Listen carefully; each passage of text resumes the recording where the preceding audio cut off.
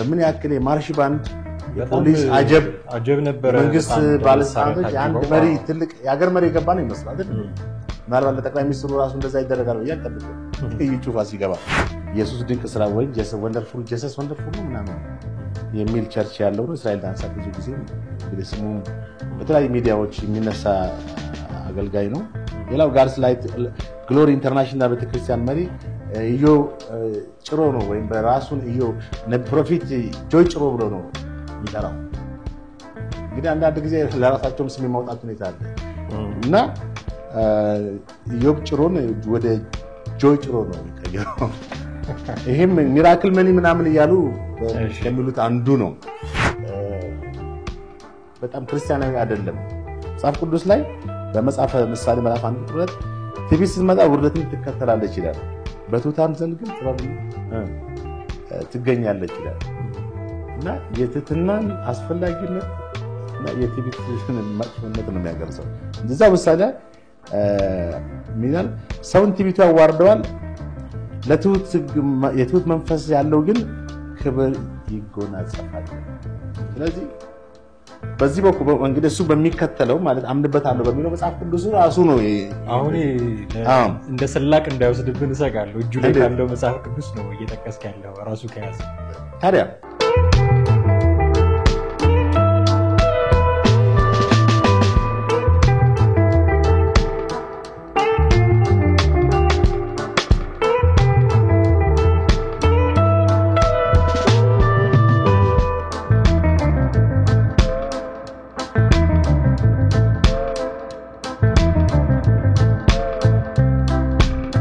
ሰላም ጤና ይስጥልን ውድ ቤተሰቦቻችን እንዴት አላችሁ ሐመር ሚዲያን እየተከታተላችሁ ነው ወቅታዊ ፕሮግራማችን ላይ እንገኛለን ጥላሁን አክሊሉና አማሃ ደገፋ ከእናንተ ጋር ቆይታ እናደርጋለን እናንተ ማብራችሁን ትቆዩ ዘንድ ያክብሮት ግብዣችን ነው ከኛ ጋር ነው ጥሌ እንዴት ነህ ሰላም ነኝ ሰላም መስከናለሁ አለን እንግዲህ ከሰሞኑ በነብይ እዩ ጩፋና በካውንስሉ መካከል አንዳንድ የተፈጠሩ አለመግባባቶች አሉ ሐዋሳ ላይ የተደረገ ኮንፈረንስ የሶስት ቀን ኮንፈረንስ ምክንያት የተደረገው አቀባበል አግባብ ነው አግባብ አይደለም በሚል ከካውንስሉ በኩል የወጣ ቅሬታ አለ እዩ ጩፋ ደግሞ ለዛ ምላሽ የሚሆን ደግሞ ሲሰጥ ነበር ወደ ውስጥ ገብተን በደንብ እናየዋለን ግን እንደው መነሻ እንዲሆነን የሁለቱን አካላት ጭቅጭቅ እንዴት እንዳየው ብትነግረኝ ደስ ይለኛል ምክንያቱም ከስካውን ከለመድነው አይነት ወጣ ያለ ሆነብኝ ካውንስሉ በብዙ መከራ እንደተቋቋመ ይታወቃል የጠቅላይ ሚኒስትሩም ፑሽር ማድረጋቸውም እንደተጠበቀ ሆኖ መቋቋም አለበት የሚል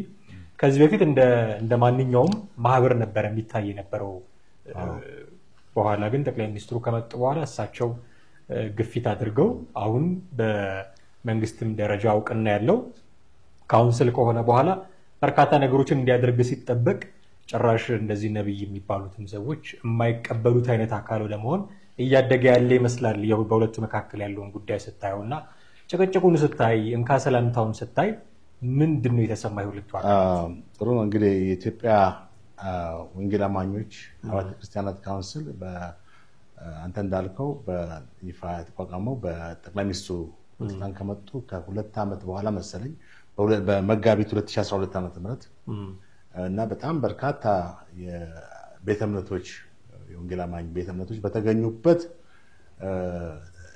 ነው የተቋቋመው ይሄ እንግዲህ የራሱ ሊቀመንበር ምክትል ሊቀመንበር ጸሐፊና አጠቃላይ መዋቅር ኑሮት በይፋ ሲቋቋም በየበላይ ሆኖ ማለትም በተለያየ ወንጌል አብያተ ክርስቲያናትን የመቆጣጠር ፍቃድ መስጠት የተዛነፉ አስተምህሮቶችን ወይ መጽሐፍ ቅዱሳዊ ያልሆኑ አስተምህሮቶችን በመለከትበት ሰዓት ያንን እንዲያስተካክሉ ትክክለኛ አቅጣጫ እንዲይዙ በጣም ያፈነገጡ ሰዎች ደግሞ ወይም የአገልጋዮች ደግሞ ከሆኑ ደግሞ እርምጃ እንዲወስድ የመወሰድ ስልጣን አለው በዚህ ሁኔታ ነው የተቋቋመው እና ይሄ ሲቋቋም እንግዲህ ብዙ ስራ ሰርቷል ባለፉት ኦልሞስት 5 ዓመታት ማለት ነው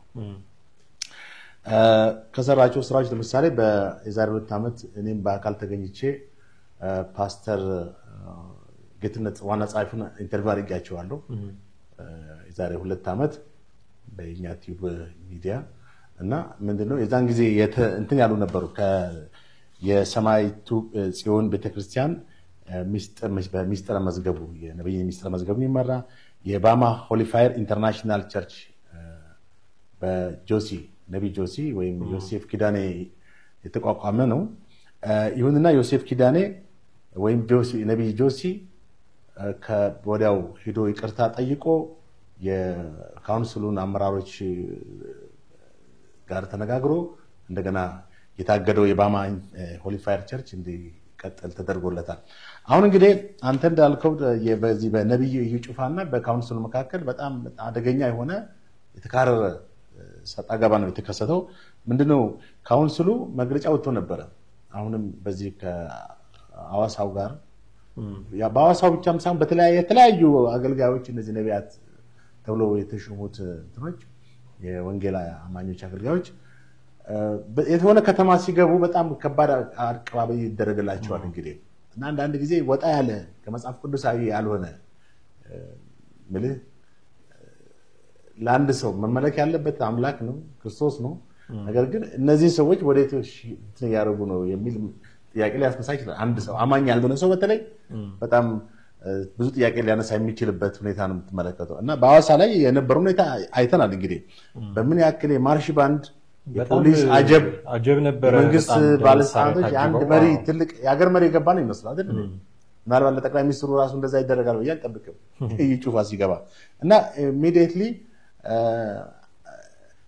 መግለጫ ወጣ። እንግዲህ መግለጫ ሲያወጣ ፓርቲኩላርሊ እዩ ጩፋን ብሎ አይደለም ማለት መሳሪያ አስታጥቀው አጀብ ፈጥረውና ግርግር በማድረግ የሆነ አካል ከተማ የገባ በማስመሰል በስም አልጠቀሱም። የመጀመሪያው ግን የዩ ጩፋ እንደሆነ ግልጽ ነው። ያው እንግዲህ ምልህ ወደሱ ፎከስ ባደርግም በተዘዋዋሪ መንገድ እሱ እንደሆነ ያው ይታወቃል። አዎ ግን ወቅታዊ ስለነበረ ነው። እንግዲህ ሌሎችም እንደዛ ያደርጋሉ እኮ። ሌሎች አሁን ብዙ አገልጋዮች አሉ ነብያት ማለትም በተለያየ ቦታዎች ወለጋ ላይ መሰረት የሚባል የአራራት ቴሌቪዥን ታዋቂ በኦሮምኛ የሚሰብክ ፈውስ አገልግሎት የሚሰጥ አለ።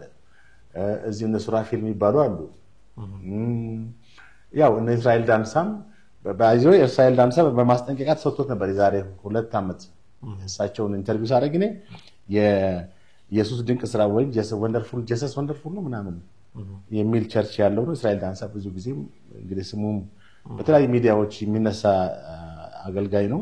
ሌላው ጋርስ ላይት ግሎሪ ኢንተርናሽናል ቤተክርስቲያን መሪ ኢዮ ጭሮ ነው ወይም በራሱን ኢዮ ፕሮፌት ጆይ ጭሮ ብሎ ነው የሚጠራው።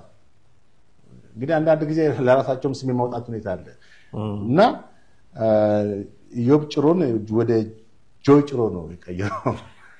ይሄም ሚራክል መኒ ምናምን እያሉ ከሚሉት አንዱ ነው እና የነብዩ ጩፋን ስትመለከተ በጣም አደገኛና በጣም በብዙ ማህበራዊ ሚዲያዎች ሰፊ ሽፋን ተሰጥቶት መነጋገሪያ ሆነ ነው።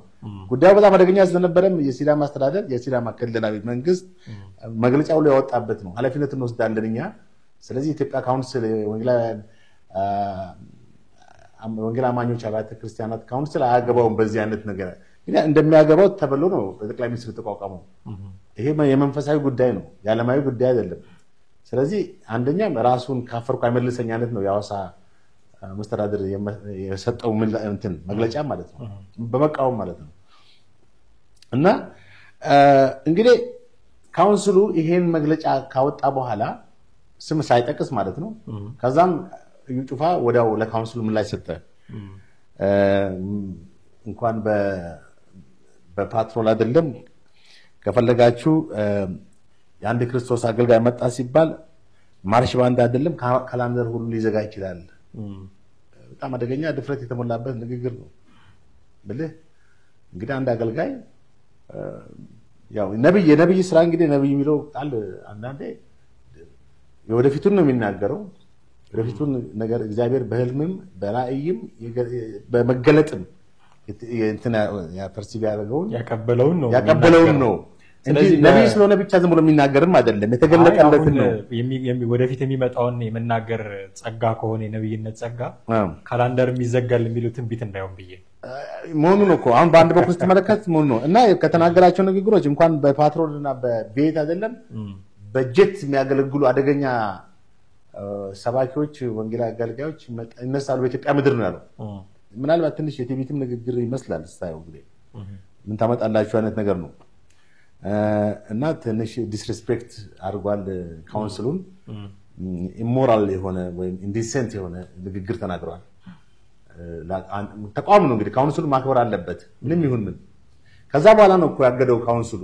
እሱ ይሄም መግለጫ ሲያወጣ ያው ክራይስት አርሚ ኢንተርናሽናል ቸርች እንግዲህ ነበር መጀመሪያ ክራይስት አርሚ ኢንተርናሽናል ቸርች የአባይ ጩፋ ተቋቋመ ቸርች ነው። ባለ ራእይና መስራት ገለጾች አሉ። አዎ አሁን ነቢያት የሚሉ ራሱ እንግዲህ ወደ ኋላ የሚመጣበት ነገር ነው። ያው ብዙ ጊዜ በዚህ ቦታ ላይ ፖለቲካን በማቅረብ ነው እኛ ብዙ ሃይማኖት ውስጥ ያን ያህል እንደ ሴኩላር ሚዲያ ሃይማኖት ውስጥ አልቆ መግባት ላይኖርብን ይችላል። ግን የተፈጠረው ነገር እንድናነሳ ያስገድዳል። ምንድነው የኛ ብዙ ጊዜ እዚህ ጋር ብናቀርብ ፖለቲካ ሺዎችን ነው አድማጮች ተመልካቾቻችንን እንደሚያውቁት ማለት ነው። በተለያየ ሀገሪቷ ክልሎች የተፈጸሙ ነገሮችን ነው በውይይት የምናቀርበው። ያው ነገር ግን ይሄ ደግሞ ኢሹ ነው ትልቅ ኢሹ ስለሆነ አልሸሹም ዞር አሉ ነው ይሄኛውም የፖለቲካው አካል ስለሆነ የሚመድበው አጃቢዎቹ ነው። ካውንስሉ መግለጫ ማውጣት መብት አለው። ለምሳሌ ያወጣው መግለጫ ትክክል የሚሆን ትክክል የማይሆን እዩ ጩፋ በእንደዛ አይነት ዲስሪስፔክት በሆነ ሁኔታ ኢሞደስት በሆነ ወይንም በጣም ትትና በሌለው ሁኔታ ምላሽ መስጠት አልነበረበትም። በጣም ቬሪ ሃምብል አገልጋይ ነው፣ ነብይ ነው አይደል እንዴ? ብዙ ሺህ ሰዎችን ያገለገለ ነው፣ የፈውስም አገልግሎት የሰጠ ነው አይደል? እንግዲህ ይሄን የሚያደርግ ብዙ ተከታዮች ያሉት ከአዲስ አበባ አልፎ ከደቡብ ክልል በጣም በስፋት የሚታወቅ ሰው ነው እና እንደዚህ አይነት ንግግር ሲናገር እኮ ብዙ ተከታዮቹም እኮ በጣም ደስተኞች አይመስሉኝም። ትንሽ ፈር የለቀቀ ንግግር ነው የተናገረው።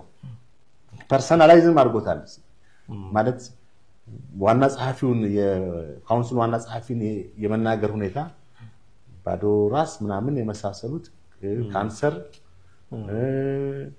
እኔ ጥሩ ስራ ሰርቼ ነው ይሄን ክብር ያገኘሁት እናንተ ባዶ እንትናችሁ ብቻ ያው ብዙ ተናግሯል።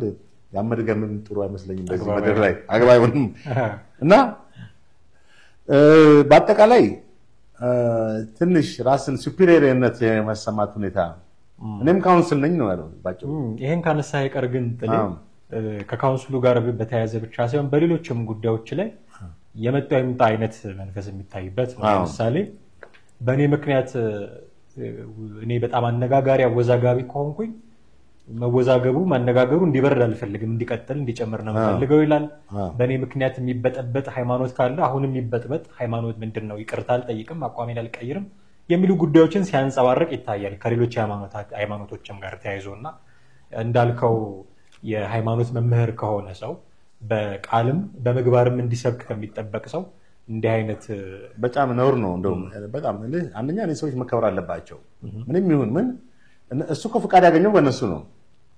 አየህ አሁን በወንጌል አማኞች እንትን ውስጥ ችግር ያለው ምንድነው መከባበር ሁኔታ ችግር አለ። አሁን ኦርቶዶክስ ወጥ ነው፣ ከላይ ሲኖዶስ አለ፣ ከታች ያለው አብያተ ክርስቲያናት በየቦታው አለ። አዲስ አበባም አለ፣ ክልሎች ውስጥም በጣም ብዙ ሺህ ቸርቾች አሉ የኦርቶዶክስ። አንዱ ግን ከሲኖዶስ መስመር ካፈነገጠ ኢሚዲየትሊ እርምጃ ወሰደበታል፣ ይዘጋል ማለት ቤተክርስቲያና ይዘጋ፣ አገልጋዩ ይታገዳል አይደል? ይሄ የታወቀ ነው። በእስልምናም እንደዚህ አይነት የአመራር እንትን ችግር የለም። ከላይ ያሉት አባቶች ኢማሞቹ ጀምሮ እንትኑ ይከበራል አይደል? አሁን በዚህ በወንጌል አማኞች ግን ትንሽ የመናናቅ ሁኔታ ትመለከታለህ። አንድ ነገር አንስቷል እዚህ ጋር ምን ትመለከታለህ? አብረህ እንድታነሳው ሲያግዱት ነው ማገድ አትችሉም።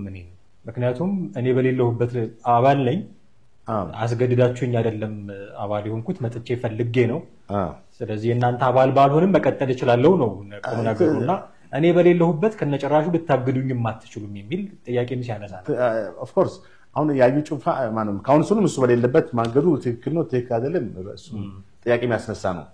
ግን ካውንስሉ ትክክል ባይሆንም በእንደዚህ አይነት ቃላቶችን መሰንዘር አይገባውም። የቲቢትና የማናለብኝነት ንግግር በጣም ክርስቲያናዊ አይደለም። መጽሐፍ ቅዱስ ላይ በመጽሐፈ ምሳሌ ምዕራፍ 1:2 ትዕቢት ስትመጣ ውርደትን ትከተላለች ይላል፣ በትሑታን ዘንድ ግን ጥበብን ትገኛለች ይላል። እና የትህትናን አስፈላጊነት እና የትዕቢትን መጥፎነት ነው የሚያገልጸው። እንደዛ ምሳሌ ሚናል ሰውን ትዕቢቱ ያዋርደዋል፣ የትሑት መንፈስ ያለው ግን ክብር ይጎናጸፋል ይላል። ስለዚህ በዚህ በኩል እንግዲህ እሱ በሚከተለው ማለት አምንበታለሁ በሚለው መጽሐፍ ቅዱስ ራሱ ነው። አሁን እንደ ስላቅ እንዳይወስድብን እሰጋለሁ። እጁ ላይ ካለው መጽሐፍ ቅዱስ ነው እየጠቀስክ ያለው ራሱ ከያዘው። ታዲያ እንግዲህ ሉቃስ ወንጌል ጌታችን መድኃኒታችን ኢየሱስ ክርስቶስ ሉቃስ 4:11 ላይ ራሱን ከፍ ከፍ የሚያደርግ ዝቅ ዝቅ ይላል። ይሄ ማንም ሰው የሚያውቀው ነው። ራሱን ዝቅ ዝቅ የሚያደርግ ከፍ ከፍ ይላል። እኔ ካውንስል ነኝ ሲል እንደ ካውንስል ፐርሰን እንትን ቦዲ አለ እኮ ካውንስል የሚባል አይደል? እኔ ቢሮዎቹንም አውቃቸዋለሁ እኮ ከአትላስ ወደ ሩዋንዳ መሄጃ መስመር አለ አይደል? ድልድዩን ሳትወጣ በዚህ በቀኝ በኩል እንጂ ኢንተርቪው ስላደረኩኝ ፓስተር ጌቱ አሁን እንደውም ቄስ ደረጀ ጀንበሩ ከውጭ መጥተዋል እና ፓስተር ጌቱን አነጋግሬው እሳቸው እንዳነጋግር ጠይቅ እንትን ብሎኛል። እሳቸው እንደውየላቸው ነበር። ትንሽ ደክሞኛል አሉ። ያው ነገሮችንም አናላይዝ ማድረግ አለባቸው አሁን ያለውን ሁኔታ እና ለሰኞ ደውልልኝ ብለዋል። ሰኞ ደውለን ምናልባት በዚህ ፕሮግራም ላይ እናቀርባቸዋለን ብዬ ተስፋ እናደርጋለን።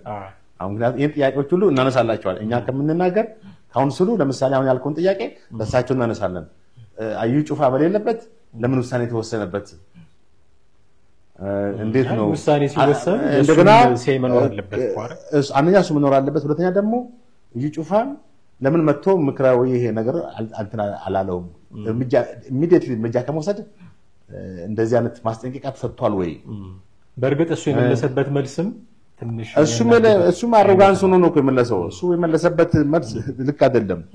አሁን እኮ መጽሐፍ ቅዱስ ነው እንግዲህ ሚዛን አይደል? በዚህ በካውንስሉና በመሃላቸው ሊኖር የሚለው እንትን ነው መጽሐፍ ቅዱስ ነው። እኛ ደግሞ ይሄን ፕሮግራም እስካቀረብን ድረስ ደግሞ ለኛም እንደ ማስረጃ የሚሆነን መጽሐፍ ቅዱስ ነው እና አንድ ሰው የቱንም ያክል ጸጋ ቢኖረው መጽሐፍ ቅዱስ እንደሚገልጸው ማለት ነው የቱንም ያክል የፈውስ ትንቢት የመናገር የነብይ አባትም ቢሆን ፍቅር ከሌለው ይላል እንደሚጮህ ናስ ወይም እንደሚንሿሿ ጽናጽል ነኝ ይላል። ትንቢት ስጦታ ቢኖረኝም ይላል ሚስጥርን ሁሉ እውቀት ሁሉ ባውቅ ተራራን እንኳን ከዚህ ተነስቶ ለዛ ሄድ ብል ዋጋ የለውም ይላል። እምነት ፍቅር ከሌለኝ ከንቱ ነው። አየህ ፍቅር ማለት ደግሞ አሁን አንተ እኔ ብናገር ፍቅር ካለኔ እኔ ኢሚዲየትሊ መስራት መልስልኝ ሆልድ ታደርጋለህ ስለምትወደኝ። እኔም አንተ የምትፈትፈት ትናገር ፍቅር ካለኝ እንትና አይደለም ፈጥኛ አልናገርም ይዘዋለሁ በውስጥ በሆዴ ይዘዋለሁ። አይታል ፍቅር ያጣትን ብዛት ሁሉ ይሸፍናል የሚባለው ይሄ ነው። እርስ በርስ ተሸክም ትሸካከማለህ። እሱ ግን ኢሚዲየትሊ ምን አለ በጣም በስላቅና በእንትን ነው እንግዲህ የተናገራቸው እነሱ ሚዲያው ሶሻል ሚዲያውም የተቀባበለ እንዴት አድርጎ በባጃጅ ላይ ልትፈልጋለህ እንዴ ታዲያ አለ እና ብዙ ነገር ተናግሯል። እኛ እሱ የተናገረውን መድገሙ ከሰደበኝ ነገረኝ የሚል አባባልም ስላለ ካውንስሉም ሰምቷል ምን እንዳለ እሱ ምናልባት እሱ ተጸጽቶ ይቅርታ ጠይቋል የሚል አንዳንድ ሶሻል ሚዲያዎች ላይ አይቻለሁ። ግን እውነቱን ውሸቱን አሁን እኮ ሶሻል ሚዲያው ምን ያክል የትኛው ነው ታማኝ እኛንም በታማኝነትና በኢታማኝነትም የሚመለከቱን ይኖሩ ይችላሉ። እንግዲህ አጠቃላይ የመፈረጁ ሁኔታ እንሰማ ነበር ብዬ ይቅርታ ጠይቋል ብሎ ዛሬ መሰለኝ አንድ እንትን አይቻለሁ። ግን እውነቱን ውሸቱን አላረጋገጥኩም። በአጠቃላይ ግን አሁን ስትመለከት በጣም አደገኛ ሰጣ ገባ ነው። አሁን በሁለቱ መካከል እኔ ምናልባት እንደሚመኘው ወደ እርቅ ቢመጡ አዩ ጩፋም ስህተቱን አርሞ ክርስትና ትልቁ ነገር ይቅርታ ትልቅ ቫልዩ አለው። ጌታችን መድኃኒታችን ኢየሱስ ክርስቶስ ለሰው ልጅ ይቅርታ ስላደረገ ነው አይደል? ራሱን በመስቀል እስከ ሞት የደረሰው። ስለዚህ ጌታ ይቅር እንዳለን እኛም እርስ በርስ ይቅር መባባል እንዳለብን ነው መጽሐፍ ቅዱስ ስለ ይቅርታ በጣም መቶ ቦታ ላይ ተጽፏል። አንተ ያንተተ እኔ ልክ ነኝ ብለህ ካልክ ደግሞ ከመጽሐፍ ቅዱስ በተቃራኒ እየሄድክ ነው እና አሁን አዩ ጩፋ ብቻም ሳይሆን እንግዲህ ሌሎችም አሁን ችግሩ እንግዲህ በተለያዩ ቸርቾች አንደኛ ራሳቸው በሚያቋቁሙት ነብይ ብለው ራሳቸውን ይወስናሉ። ወደ እነሱ ጉዳይ እንመጣለን። እንደው የከተማ መስተር የሲዳማ ክልልንና የካውንስሉን ጉዳይ ነው ያው ይጩፋም አለበት።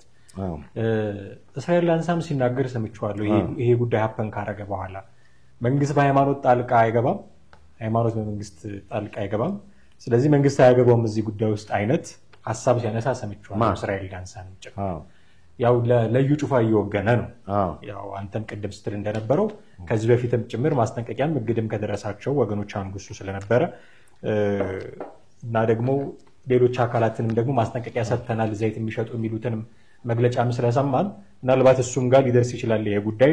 ያንን ፈርቶ ሊሆን ይችላል። ማንሳት የፈለኩት ግን ልኩ ምን ድረስ ነው መንግስት ጣልቃ አይገባም በሃይማኖትና ሃይማኖት በመንግስት ጣልቃ አይገባም የሚል መቼም የሆነ ግልጽ መስመር አሁን ብዙ የለም። ሁሉም ሰው እየተነሳ እቺን ነገር ከህገ አንተ አሁን ከመጽሐፍ ቅዱስ ጥቅስ እንዳወጣው ከህገ መንግስቱ የሆነ አንቀጽ ያወጡና ኖ እንደዚህ ይላል እኮ ህገ መንግስቱ መንግስት በሃይማኖት ጣልቃ አይገባም ይላል፣ ስለዚህ ምንም አያገባውም ይሄ የመንግስት ጉዳይ አይደለም የሚል ጥያቄ የሚያነሱ ሰዎች አሉ። ነገሩን ደግሞ በእርግጥ መሬት ላይ ያለውን ስናየው የመንግስት አካል ነው መቼም ውሳኔ ወስኖ እንዲታጀብ የሚያደርገው አይደለም። ያ ሁሉ ማጀብ፣ ያ ሁሉ መኪና፣ ያ ሁሉ መሳሪያ የታጠቀ ወታደር በመንግስት አካል ውሳኔ ካልሆነ በስተቀር አይወጣምና የመንግስት እንዲያጅብ ሲፈቅድ ሃይማኖት ውስጥ ጣልቃ አልገባም የምንል ከሆነ ይሄ ነገር አግባብ አይደለም ስንል ደግሞ ጣልቃ ይገባል መንግስት የምንል ከሆነ መስመሩ የትኛው ነው መለያው መስመሩ? የሚገርምህ ያው ኢትዮጵያ ህገ መንግስት ውስጥ ብዙ መሻሻል ያለባቸው ነገሮች እንዳሉ ይታወቃል አይደል? ምሳሌ በዚህ መድረክ ላይ ከዚህ በፊት በአንቀጽ 39 አንስተናል። ሌሎችም ከብሔር ማነው ከዚህ ከክልል ጎይንቶች ጋር መስተዳድር ጋር የክልል ስልጣኑን በተመለከተ ያለውን ሁኔታም አንስተናል። ትክክል የሆኑ የህገ መንግስቱን ቀጣይ ልንቀበላቸው የሚገቡ ብዙ ነገሮች አሉ። ስለ ሰብአዊ መብት አያያዝ እና ስለ ተለያዩ ነገሮች የሚጠቅሰው ህገ መንግስቱ በፖዚቲቭነት እንቀበላለን። ነገር ግን በህገ መንግስቱ የማንስማማባቸው ብዙ ነገሮች አሉ። በተመሳሳይ ይሄ ሃይማኖት መንግስት በሃይማኖት ጣልቃ አይገባም የሚለው አንዳንዴ ክሊርሊ ዲፋይን ቢደረግ ጥሩ ነው እላለሁ። ይሄ መንግስት ጣልቃ አይገባም የሚለው አንድ ሰው የፈለገውን ሃይማኖት የመከተል፣ የማራመድ፣ የማስፋፋት፣ የማሰራጨት መብት አለው የሚለው ፖዚቲቭ ነው፣ ትክክል ነው። ይሄን በሚያደርግ ግለሰብ ጋር መንግስት እንዴት ሃይማኖትን ታስፋፋለህ ብሎ ሌላው አይችልም። ይሄን ሃይማኖት ተከተል ይሄን ተው ሊለው አይችልም። በዚህ መንገድ ትክክል ነው። አሁን እቺኛዋን ነው እንግዲህ። ነገር ግን አንድ ሃይማኖት ድርጅት ተከታዩ አማኞቹን ጠቅላላ ክላሽ ቢያስታጥቅ መንግስት ዝም ብሎ ቁጭ ብሎ ላይ ነው? ይሄ ከሃይማኖት ጉዳይ ይወጣል። ጉዳዩ የፖለቲካ ክላሽ ይዞ ቢገባ መጽሐፍ ቅዱስን አስቀምጦ ክላሽ ይዞ ጠቅላላ እኮ በአንድ ቀን የፌደራል ፖሊስ ቸርቹን ነው የሚያጥረው አይደል? ምክንያቱም የታጠቁ ኃይሎች ገብተዋል። መጽሐፍ ቅዱስ ይዘው አይደለም የገቡት፣ ክላሽ ነው ይዘው የገቡት በሚለው ማለት ነው። እና መንግስት አይገባም የሚለው ቅድም እንዳልኩ ዲፋይንድ መሆን አለበት። እንደገና ሃይማኖታዊ በሆኑ ጉዳዮች ዲፋይንድ መሆን አለበት። መንግስት ጣልቃ ካልገባ እንደፈለክ ልትሆን ነው እኮ ነው ማለት እኮ ነው። መንግስት በተወሰነ ደረጃ ጣልቃ ይገባል በሚለው ቢስተካከል ጥሩ ነው። ህገ መንግስቱ ላይ ራሱ እንደዛ ደግሞ ስትል መንግስትንም ደግሞ የሆነ ሳይድ ይዛል ማለት ነው። አሁን ምን መሰለህ ኢትዮጵያ መንግስት ሴኩላር ነው። አሁን ወደ ኋላ ስትል ኢትዮጵያ መንግስት የኢህአዴግም ሴኩላር መንግስት ነው። በእርግጥ ኢህአዴግ እንደፈለገ ገብቶ ኢንተርቪው አድርጎ የራሱን ሚና የሚጫወትባቸው ነገሮች አሉ። በሙስሊሞች አንዋር መስጊድ ድረስ ገብቶ ማለት ነው፣ ያው ይታወቃል። ያም ጸጥታና ሰላም በወቅቱ በተነበረው ረብሻ ነው። በእርግጥ ግን ችግሩ የራሱን እንትኖች አስቀምጦብናል በሚል ተቃውሞት ነበር እና መዲን ጀበል እንትና እና ኡስታዝ አቡበከር ድምጻችን ይሰማ የሚል እንትና ነበረ። አሁን መንግስት ጣልቃ መግባቱ አስፈላጊ ነው ለሰላምና ለጸጥታ ሲል። በሃይማኖት ሽፋን ሌላ ብዙ አደጋ ሊያስከትሉ የሚችሉ የህብረተሰቡን ሰላም ሊነሱ የሚችሉ ፖለቲካ ዓላማቸውን ከግብ ለማድረስ የሚችሉ ሰዎች ሊኖሩ ይችላሉ። ቸርች ከፍተው የፖለቲካ አጀንዳቸውን ሊያስፈጽሙ የሚችሉ ከተመቻቸውም የጦር መሳሪያ ይዘው የሆነ አካባቢን የመቆጣጠር ኃይል ወይም አንድን ጽንፈኛ ኃይል ጋር ኮኦፕሬት የማድረግ ሁኔታም ሊፈጠር ይችላል። ስለዚህ መንግስት በአገሪቷ ሰላምና ጸጥታ ለማስረገጥ መብት ማለት ኃላፊነት እስካለበት ድረስ ሃይማኖቶችን ቁጭ ብሎ እንደፈለጋቸው መንግስት በሃይማኖት ጣልቃ አይገባም ህገ መንግስቱ እንደሚለው ብሎ ማለት በጣም ሞኝነት ይመስለኛል። ምክንያቱም አሁን ካለው ተጨባጭ ሁኔታ ኦኬ በዛ አሁን ባልኩት መንገድ ባይሆንም ህዝቡን የሚበድሉ ሰዎች እንዴ ህዝቡን አላስፈላጊ በሆነ ሁኔታ የሚበዘብዙ ሰዎች ካሉ መንግስት ያን ሰው ሁሉ ሊያነጋግረው በህግ ሊጠይቀው እኮ ይገባል አይደል እንዴ? ለምሳሌ መጽሐፍ ቅዱስ የሚል ቁርአን መሰረት አድርጎ እንትን የሚል ሃይማኖት ከሃይማኖታዊ መሰረታዊ እምነት አስተምሮ ውጪ በሚሄድበት ሰዓት እንዴት ነው ዝም ብሎ የሚያው መንግስት? የኔ ጥያቄ ምን መሰለህ፣ አሁን መንግስት በሃይማኖት ጣልቃ አይገባም የሚለውን አንቀጽ ይዞና መንግስት ምንም ሊያደርገን አይችልም በሚል መታበይ የምናያቸው ነገሮች አሉ። አሁን አንተ በምትለው በተወሰነ ደረጃ ጣልቃ መግባት አለበት በሚል ቢስተካከል ልክ አሁን ከሃይማኖተኞቹ ወገን የአንቀጽ እየተጠቀሰ መንግስት የማያውቀውን ስራ ለመስራት ጥረት እያደረጉ ነው እንደምንለው መንግስት በተወሰነ ደረጃ ጣልቃ መግባት አለበት የሚል አንቀጽ ቢኖር ደግሞ ለመንግስትም የሆነ በር ይሆናል። ሃይማኖቶች ውስጥ ጣልቃ ለመግባት በር ይሆናል ብዬ ነው። ትክክል። አንደኛ ህገ መንግስቱ ዝም ብሎ በጭንትን ነው በደፈናው ነው ያስቀመጠው። ሪዲፋይን መሆን አለበት ስለ ይሄን አንቀጽ ከላይ በንዑስ አንቀጾች በዛ ላይ ተብራራው የተጠቀሰው ንዑስ አንቀጽ 1 ንዑስ አንቀጽ 2 ንዑስ አንቀጽ 3 ንዑስ አንቀጽ 4 እያለ ምንም እንኳን መንግስት በሃይማኖት ጣልቃ ማይገባ ቢሆን አንዳንድ መንግስትን ወይም ህዝብን ላይ ስጋት ሊፈጥሩ የሚችሉ ነገሮች ካየ ግን ኢንቮልቭ ያደርጋል። ፖለቲካል አጀንዳዎችን የሚያስፈጽሙበት ሁኔታ ከታየም መንግስት በሃይማኖት ሽፋን ብሎ ጣልቃ ይገባል። የጦር መሳሪያ የሚይዙ ከሆነ ደግሞ ብሎ ጣልቃ ይገባል። ስለዚህ መንግስት ጣልቃ ይገባም ብለህ እንደፈለክ ልትሆን አይገባም ማለት ነው። እና ችግሩ ያለው ህገ መንግስቱ ሲጻፍ ቅድም መንግስት እንዳይከፍት ብዬ ነው። አሁን እኮ ሰዎች መንግስት በሃይማኖት ጣልቃ ይገባም በሚል ብቻ እንደፈለጉ የመሆን መብት እንዳላቸው ነው የሚሰማኝ። አሁን በተወሰነ መንገድ ጣልቃ መግባት አለበት የሚል አንቀጽ አሻሽለን ይቅርና ቅድም ስጠቅሰው እንደነበረው በመጅሊሱም በሲኖዶሱም ውስጥ እጅ የነበረው መንግስት ነበር አይደል? ትክክል። እንኳን በዚህ ተሻሽሎለት መንግስት ጣልቃ አይገባም የሚለው አንቀጹ ላይ ያለ በደንብ ገብተው ያወኩ ነበር። አሁን ተመልከት። ትክክል። በኦርቶዶክስ ቤተክርስቲያን እንግዲህ ብዙ ጊዜ መንግስት ጣልቃ ገብቶ የማስታውሰው የዛሬ 10 ዓመት በፊት በነበረው በፓትሪያርኮች ማነው በጳጳሳት መካከል በየቤታቸው ሲያንኳኳ ነበር መንግስት በኢህአዴግ ጊዜ እና አባይ ፀሐዬ በነበሩበት ሰዓት እንደውም አባይ ፀሐዬ ሄደው ነው እንደገና ሲኖዶሱን ሰብስበው ነገሮችን ሴትል የማድረግ ሁኔታ እኛ ሁሉ ስንዘግበው ነበር። የዛኔ ጋዜጣ ነበር የምናዘጋጀው እና በጣም አደገኛ ሁኔታ ነበር። ጳጳሶች ቤታቸው ለሊት የተንኳኳ ናውጣ እየተባሉ በጣም ሐራስ ሲደረጉ ነበር በኢትዮጵያ ኦርቶዶክስ ቤተክርስቲያን።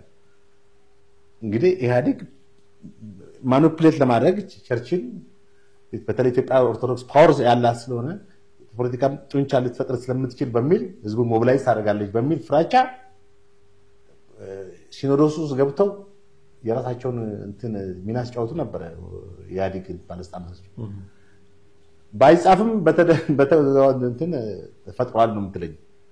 ኦፍ ኮርስ እንኳን ጽፈህለት እንኳን ነገር ግን አየህ አሁን እንትኑ አቢዩዝ ይሆናል። ህገ መንግስቱ ራሱ አቢዩዝ ይሆናል። የታወቀ ነው። አሁን ክሊርሊ ይሄ ሃይማኖት ጣልቃ ይገባም ሳይሆን በተወሰነ ደረጃ ጣልቃ ይገባል።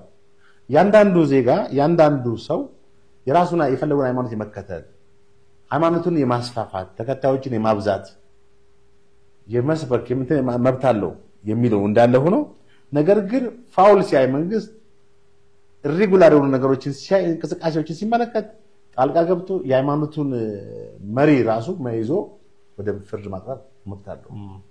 እሱማ በእነ ቄስ በላይም ጉዳይ አይታል። የነ ቄስ በላይ ታዲያ አሁን ቄስ በላይ ሌላ ጉዳይ ነው። ቄስ በላይ መኮንን እንደዛ ሲሆን ያን 6 ሚሊዮን ብር ኮራፕትድ ሲሆን ዝም ብሎ ማየት አለበት መንግስት? ጣልቃ ገብቶ እኮ ነው። እሳቸውም በስር ላይ ናቸው አይደል? ስለዚህ አሁንም የካውንስሉና የበያና በነብይ ጩፋ መካከል በተፈጠረው አለመግባባት መንግስት ጣልቃ ገብቶ ማስታረቅስ ሚና ሊጫወት ይችላል።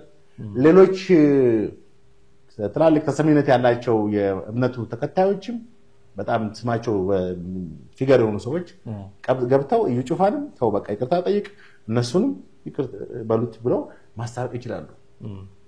ምናልባት እንግዲህ ሰኞ ዕለት ቄስ ጀንበሩ ማናቸው ቄስ ደረጀ ጀንበሩን እናነጋግራቸዋለን። ይሄንንም እናነሳላቸዋለን። የማስታረቅ ሁኔታ የመታረቅ ሁኔታ ምንድነው? ለምን እንትን አይልም? ምክንያቱም አንድ አገልጋይ አውግዘህ ቸርቹን ዘግተህ ጥሩ ጤናማ አይሆንማ። ተከታዮች ማሰብ አለባት። ታውዘንድ ነው አሁን እኔ ክራይስት አርሚ ቸርችን አንዳንዴ ከፍተዋለሁ አይዋሉ በጣም ብዙ ሺህ ተከታይ ነው ያለው እና ያንኑ ሰው ነው የሚጨፈልቀው ከጀርባ እሱን የሚከተል ብዙ ሰው ስላለ አዲስ አበባ ብቻ አዋሳና ወላይታ አካባቢ ያለው ደግሞ አስብ 1000 እንትን ነው። ስለዚህ ሰፋ አድርጎ ማሰብ ያስፈልጋል። ካውንስሉ ለይ ካውንስሉ ትክክል ነው ትክክል አይደለም ብዬ ለመፍረድ አልችልም። አሁን ጉዳዩ የኢዩ ጩፋ ብቻ ሳይሆን ቅድም ለመጥቀስ እንደሞከርከው የሌሎች ደግሞ ነቢያትም እንደዚህ የሚባሉ አካላት አሉ። አሁን ስሙን ራሱ ማን ነው የሚሰጠው ትልቅ ጥያቄ ነው። ካውንስሉ ምንድነው ስልጣኑ? ስም መስጠት ላይ ራሳቸው ነው የሚሰይሙት የሚባል ንግግር እንሰማለን። ለምሳሌ ሐዋርያው ገሌ፣ ነብይ ገሌ፣ አገልጋይ እንደዚህ እየተባሉ ራሳቸው ነው የሚሰይሙት። ማን ነው ስም የሚሰጣቸው የሚለው ጥያቄ ራሱ እንዳለ ሆኖ ግን ጉዳዩ የኢዩ ጩፋ ብቻ አይደለም። ሶፍት ላባቸውን በሶፍት ጠርገው ያንን ሶፍት ለምእመናን እንዲበሉ የሚሰጡ ሰዎች ላይም ማስጠንቀቂያ ወይ ግድ እንደዚህ ወስደናል የሚል መግለጫም ሰጥተው ነበር ካውንስሉና ነገሩ የኢዩ ጩፋ ብቻ አይደለም የሌሎችም ነው ማለት ነው። ይሄ እንቅስቃሴ ካውንስሉ እንዴት ነው ሊቆጣጠረው የሚችለው? አንድ ኢዩ ጩፋ በዚህ ደረጃ ከተገዳደራቸው ሌሎች ሲጨመሩማ ጉዳዩ ከቁጥጥር ውጭም ላይወጣ የሚችልበት ምክንያት የለም ብዬ አስባለሁ። እስከምን ድረስ ነው ስልጣኑ ስም በመሰየም አገልግሎታቸውን በመቆጣጠር ይሄ ከመጽሐፍ ቅዱስ ወይ ደግሞ እኛ ከምናምነው ውጪ ነው አይደለም የሚለውን ጉዳይ በመወሰን ደረጃ ራሱ እስከምን ድረስ ነው ስልጣኑ ከሌሎችም ነቢያትን ከሚሉት ጋር? እንግዲህ ካውንስሉ ስልጣን ማለት ፍቃድ የመስጠት እንትን ነው። ገሌ ነብይ ሆኖ አፕሮቭ ማድረግና ገሌ ሐዋርያ ሲባል የማጽደቅ እንትን ኦቶሪቲ ያለው አይመስለኝም።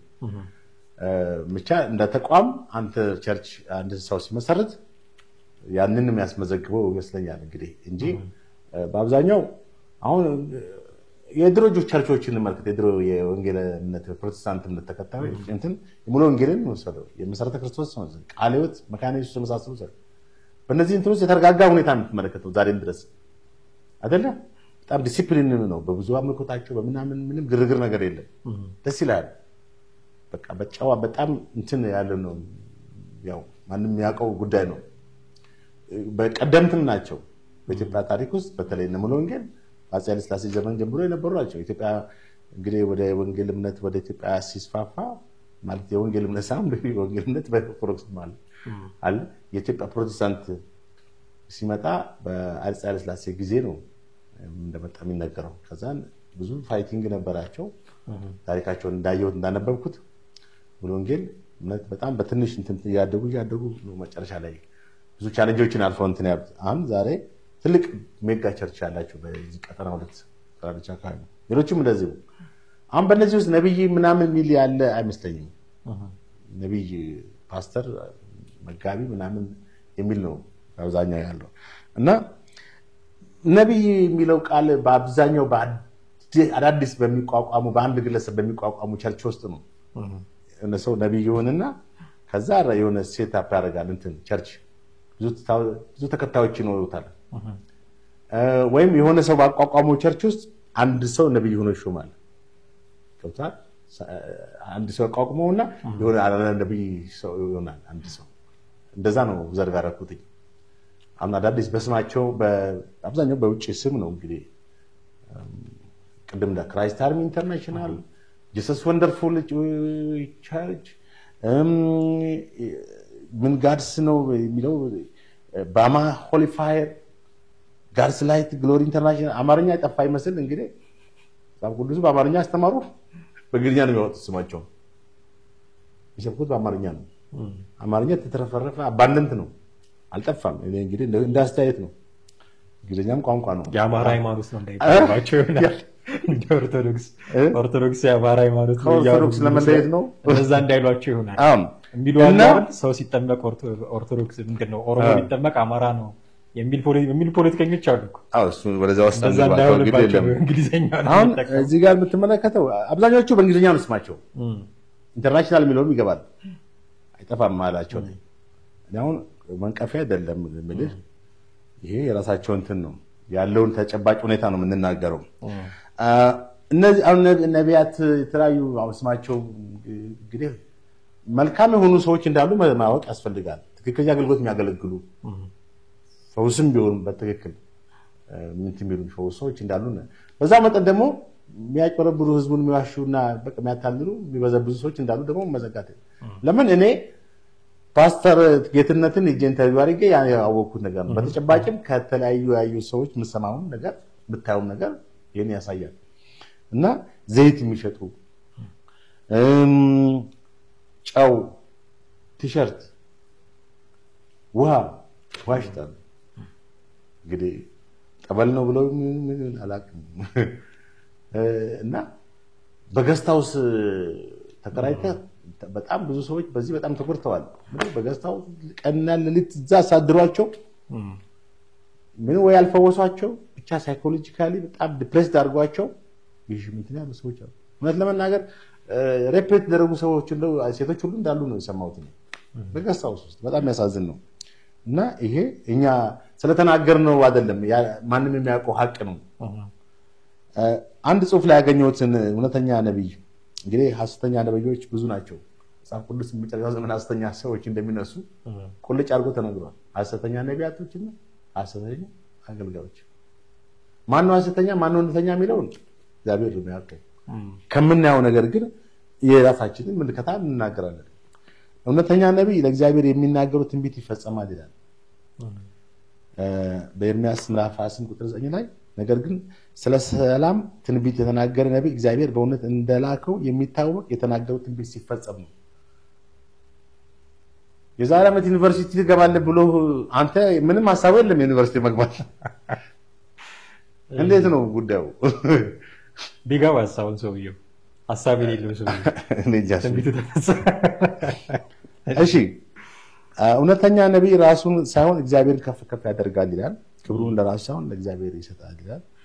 ሶስተኛ እውነተኛ ነብይ መጽሐፍ ቅዱስን መሰረት በማድረግ እንጂ ከራሱ አይናገርም ይላል። based on the Bible ነው። አራተኛ እውነተኛ ነብይ ኃጢአትን አያደባብስም። የራሱን የሰራውን ኃጢአት ማለት ነው። ይላውን የራሱን ኃጢአት አያደባብስም። አምስተኛ እውነተኛ ነብይ የፍርድ ሰዓትን እንደደረሰ ያውጃል ይላል። መጨረሻው ዘመን ስለ ፍርድ ሰዓት አያመቻምችም ማለት ነው። እና የፍርድ ዘመን ደረሰ ይላል። ምንድነው የማመቻመች ሁኔታ? በቃ ሁሉ ጊዜ ሰክሰስ አቺቭመንትን ታወራለታል። ይሄ በጣም ያሳዝናል። በርግጥ ለሰዎች ውድቀትን አታወራም ቢሆንም ግን ያለውን ተጨባጭ ሁኔታ መንገር አስፈላጊ ነው። ትክክለኛውን ነገር ያለበት ሁኔታ ሐኪሞች 6 ወር ነው የሚቀር ይላሉ አይደል? ሞታለ ማለት ነው በ6 ወር ውስጥ። ይሄ ሀቅ ነው። ያዩትን ሜዲካል ሪፖርት አይተው ነው። እሺ መንፈሳዊ ሰው ደግሞ በአንድ ሰው ላይ ያየውን ድክመት መናገር ግዴታው ነው። ነብዩ መጽሐፍ ቅዱስ ላይ ታውቀዋለህ። ዳዊት ነብዩ ናታንን ማን ነው ነብዩ ናታን በእግዚአብሔር ዘንድ ተልኮ ዳዊትን እንዴት እንደገሰጸው አይታል። ኤልያስ ደግሞ ሕዝቅኤል የተባለ ንጉስ በሕይወት አትኖርም ብሎት ነበር። 15 ዓመት ማለት ጸልዮ ነው አልቅሶ ነው 15 ዓመት እግዚአብሔር ይጨመረለት። የጥንት ነቢያቶች ማለት አሁን እንግዲህ ነብይ የሚለው ቃል ራሱ በዚህ ዘመን አለ ወይ የሚል ጥያቄ ሊያስነሳ ይችላል። አሉ አርሰናል ዋንጫ ይበላል የሚሉ ነቢያት አሉ። ዘንድሮ ሊቨርፑል ካልሆነበት ወደኛ ሀገር አሁን ነብይ በብሉይ ኪዳን ነቢያት እንደነበሩ ምንም ጥርጥር ነው። ኤልያስ ነበሩ፣ ማነው እነ ኢሳይያስ ነበሩ፣ እነ ኤርሚያስ፣ እነ ዳንኤል፣ እነ ሕዝቅያስ፣ ዘካርያስ ነበሩ። ዋና ነቢያቶች የሚባሉት አበይት ነቢያት። ደቂቀ ነቢያት የሚባሉ እነ ናሆም ነበረ፣ እነ ዮናስ ነበሩ፣ እነ ሐጌ ነበሩ፣ እነ ሶፎንያስ ነበሩ፣ እነ ዕንባቆም ነበሩ አይደል? እና ደቂቀና እንትን አበይት የተባሉት ባላቸው የመጽሐፍ ምዕራፍ ይመስለኛል። አንዳንዶች 2-3 ምዕራፍ ያላቸው እንትን ብለው በደቂቀ ነቢያት በአነስተኛ ነቢያት የሚል ስትዋይ እና ይሄ ምንም ጥርጥር የለም። ትንቢት ይናገራሉ፣ የሚመጣውን ነገር ያስጠነቅቃሉ፣ ያስተምራሉ፣ ይመክራሉ፣ ህዝቡን ወደ እግዚአብሔር ወደ ጌታ ይመልሳሉ። ነገስታትን ጠራ ሳይቀር ሄደው ይናገራሉ በድፍረት ምንም አይፈሩም፣ አያመቻመቹም። ለምንም የቆሙ ነገር በቃ ነቢያቶች ናቸው። ይሄዳሉ፣ ፊት ለፊት ይናገራሉ። ዳዊትን ንጉሥ በራስ ላይ ፈረድክ እንዳለው ማለት ነው። በምሳሌ ነው ያስረዳው አይደል እንዴ? ሌሎችም ብዙ ነቢያቶች ተነስተው ዮናስ ነነዌ እንድትገለበጥ ሂድ ተናገር ተብሎ ኋላ ላይ ሸሽቶ ቢሆንም በአሳ ነባሪ ሆድ ውስጥ እስኪገባ ድረስ ከዛ ወጥቶ ግን ከአሳ ነባሪ ሆድ ውስጥ ወጥቶ ግን ሄዶ ቀጥታ ጥፋቱን አምኖ ነነዌ ትጠፋለች ትገለበጣለች ብሎ ተናገረ። ባጠፋም በርሳ ተመልሰዋል። ግን በድፍረት አንድ ከተማ ትጠፋለች ብሎ ነው የተናገረው። አጠፋም ብሎ አልተከራከሩም።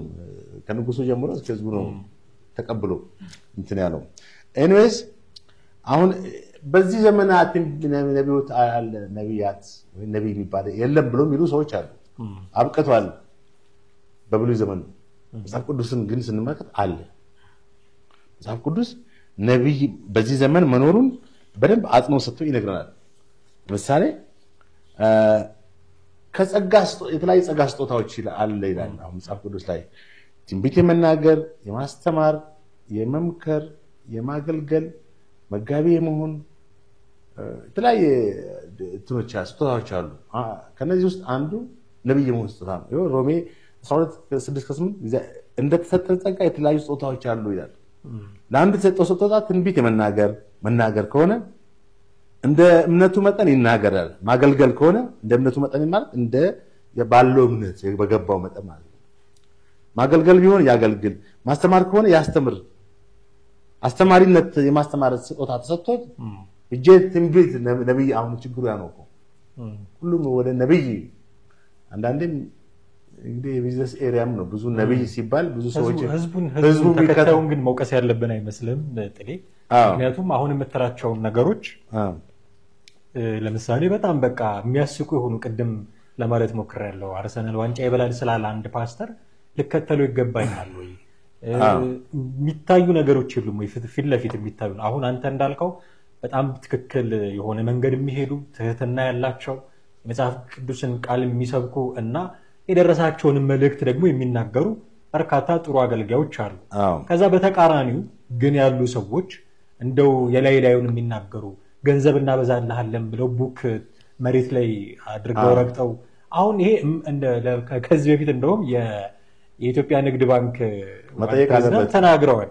ተጠይቀው ሰሜነ ባይፈርስ ጠይቋቸው ይሄ የሚሆን ነገር አይደለም ውሸት ነው እንደውም ወንጀል ነው የሚሆነው ገብቶ ከተገኘ ወንጀል ነው የሚሆነው የራሱ የህግ አላት አሰራር አለ እና እውነተኞቹን መምህራን ከመከተል እምነቱ የሚለውን ነገር ከመቀበል በተቃራኒ መቼም ብዙ ተከታዮች እንዳሏቸው ቅድም ስትጠቅሰው ነበርና ወደ እነዛኞቹ ማድላቱ ብዙ ቁጥር ያለው ሰው ወደ እነዛኞቹ ማድላቱ ሰው ከመምህርነት ነብይ ወደ መሆንነት ትራንስፈር እንዲያደርጋል አደረገው።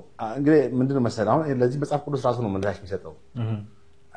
ያላወቀ ህዝብ ሁሉ ጊዜ በቃ እንደንትን ነው የሚነዳው።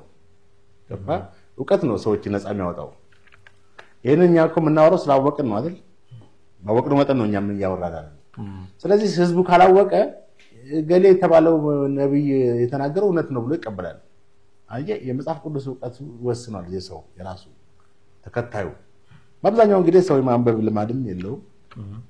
ገሌ ተናገረ አርሰናል ያሸንፋል ዋንጫ ይበላል ምን እንግዲህ ተመልከት ከመጽሐፍ ቅዱስ ጋር ምንም ይሄ ዓለማዊ ደስታና ፈንጠዚያ ማለት ያው ኳስ ማየት ችግር የለውም ጤናማ ነው። ግን ከዚህ ትንቢት ከመናገር ጋር የአርሰናል ጉዳይ ምንም ግንኙነት የሌለው በጭራሽ። መጽሐፍ ቅዱስ የሰው ህይወት ነው። ስለ ሰው ህይወት ማለት ስለ ክርስቶስ አዳኝነት ነው የሚያወራው። ያንን ጥሰ በጣም መስመር ጣሰ ነው ሀዲዱን የሳተም ባቡር በለው። አሁን ስለ አርሰናል እንደው ስለ ማንቸስተር ማውራት እሺ በቃ በዘንድሮ ፕሪሚየር ሊግ ለጀነራል ማለት ሲገባው አርሰናል በጣም ከባድ ነው። ይኸውልህ እዚህ ጋር ሮሚያ 7 ላይ ስጦታዎቹ አሉ። ያስተምራል። መምከር ከሆነ ይምከር፣ ሌላቸው መልካም መለገስ ከሆነ ደግሞ ይለግስ። መለገስም ስጦታ ነው፣ መምከርም ስጦታ ነው፣ ማስተማርም ስጦታ ነው። ማስተዳደርም ከሆነ አድሚኒስትሬት ማድረግ ማለት ነው። የማስተዳደር ስጦታ አለ። አንዳንድ ሰው ጥሩ ማኔጀር ይሆናል። በተፈጥሮ ማኔጅመንት በቃ እንትን አለው። ኖቶ ክርስቲያን ባይሆንም እኮ ማኔጅመንት ኳሊቲ አለው። በቃ ኳሊፋይድ ነው። በቃ ስታየው ለሊደርሺፕ ኳሊፋይድ ነው። አንዳንዱ ደግሞ የመምራት መንፈስም የለውም ራዩ ላይ ገባ። ምህረት ማድረግ ከሆነ በደስታ ይማር ይላል። እዛው አንደኛ ቆሮንቶስ 12:28 ስላዩ ጩኸት ስናወራ እንግዲህ ጽፌ መጣሁ። ታዲያ የእግዚአብሔር ቤተክርስቲያን ውስጥ አንደኛው ሐዋርያ ትንቢት ነቢያትን ይላል። ሶስተኛ መምህራን፣ ቀጥሎም ታምራት አድራጊዎች፣ የመፈወስ ስጦታዎች ያላቸውን፣ ሌሎች የመርዳት ስጦታዎች ያላቸውን እና በልዩ ልዩ ልሳን የመናገር ስጦታ ያላቸው ሰዎችንም መድቧል። ማን የመደበው? እግዚአብሔር ነው። መጨረሻ ላይ ኤፌሶን 4:11 አንዳንዶች ሐዋርያት፣ አንዳንዶች ነቢያት፣ አንዳንዶችም ወንጌል ሰባኪዎች፣ ሌሎች ደግሞ እረኞችና አስተማሪዎች መጋቢ ማለት ነው የሆኑ ዘንድ የሰጠ እርሱ ነው ይላል። ስለዚህ በብሉይ ኪዳን ብቻም ሳይሆን በአዲስ ኪዳን አሉ ማለት ነው ነቢያት አሉ። አሁን ችግሩ ምንድነው? እውነተኛ ናቸው ወይንስ ውሸተኛ ናቸው? እሱን አሁን ህዝቡ ምንድነው ዲፈረንሺየት ማድረግ ያለው? አሁን ህዝቡ እኮ ይሄን እንግዲህ እዚህ ጋር ቅድም ያሳያሰውት ነጥብ አለ። እውነተኛ ነቢያዎችን በምን እንትን እንዳለን ያው ዛሬ እሱን ጻፍኩት። ሌላ ጊዜ ፖለቲካውን ነበር የምጽፈው። የህገ መንግስት አንቀጽ ነበር ጽፈህ ብትመጣው። አሁን እንግዲህ ጥቅስ ነው ይጻፍን ያለ ነው። እውነተኛ ነቢይ መጽሐፍ ቅዱስን መሰረት ማድረግ እንጂ ከራሱ አይናገርም ይላል። አይ ቅድም እንዳልኩ የእግር ኳስ ጨዋታን ይሄን ገላ ያሸንፋል ብትል ምንም ኮረንስ የለውም ከመጽሐፍ ቅዱስ ጋር። ያንተ እንትን የራስን መንፈስ ነው በራስን በቃ በራስ የምትናገር ማለት ነው። ተገልጦልህም አይደለም። ኢቭን ነቢይ የሚባለው በብሉይ ኪዳን ጊዜ እኮ እግዚአብሔር የገለጠላቸውን ብቻ ነው የሚያውቁት። ለምሳሌ ኤልሳ የሚባል ሰው ነበረ መጽሐፍ ቅዱስ ላይ ነቢዩ ኤልሳ ኤልያስ ደቀ መዝሙር ብዙ ነገሮች ልብ ያነባል። አንተን አሁን ታስበውን ያነባል። ማንበብ በቃ ስጦታ አለው። ይገርም ሰው ነው። ግን አንድ ሴት ሱናማዊት ሴት ልጅ አታ አጋጣሚ በዛ ቤት ሲያልፍ ነበር። እሷ ኢንቫይት አድርገው ከዛ በኋላ የዛሬ ዓመት ታገኛለች ልጅ አለ። ኦኬ እሱ ባለው መሰረት አገኘች። ደስ አላት ከባለቤቷ ጋር። ከዛ በኋላ ግን ያ ልጅ ሞተ። ታይምቢንግ ሞተ። ሲሞት በቃ ያለ እንትን ያለች ውስጧ በጣም አዝኖ ተክዞ ትሄዳለች ወደዚህ ወደ እሱ ቤት። ምናልባት መጽሐፍ ቅዱስ ላይ እንደሚገልጸው ግን ወደ ተራራ ቤት ይመስለኛል። ወደዛ ስትሄድ ደቀ መዝሙሩ አለ እሱ ያዝ የሚባል እቺ ሴት አዝናለች። ምን እንደሆነች ግን እግዚአብሔር አልገለጠልኝም ማለት አይታ ይገልጥለታል ሶፋ በቃ ይሄ የመገለጥ እንትኑ የሱ የእግዚአብሔር መስት ነው። በዛ ታይም ላይ ግን አልገለጠለትም። እሷ ነግራው ነው ምን እንደሆነች ያወቀው። ስለዚህ ነብይ እገሌ ወይ ነብይ እንትና የተገለጠለትን ነው ስላንተ ዝም ብሎ እኮ አይናገርም። ባንገልጠውስ እግዚአብሔር የሚገልጠውስ የኔ ቤተሰቤን ዘመድ ስም ነው፣ ስልክ ቁጥር ነው፣ የወገን ቁጥሬን ነው። እሱም ሌላ ራሱን የቻለ በጣም አደገኛ ነገር ነው። አሁን ስልክ ቁጥርሽ ከዚህ ጊዜ የሚጀምር እህትሽ ጀርመን አለች።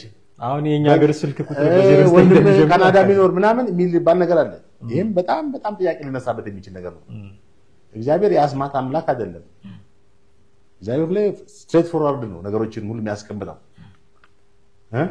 የሚገልጥላቸው ሰዎች አሉ ሚስጥሮችን። ተመልከት እንደ ኤልሳ የሚያክል ግዙፍ ነብይ ያልተገለጠለት ነገር አለ። ኢምፖርታንት ቲንግስ እግዚአብሔር አልገለጠለት።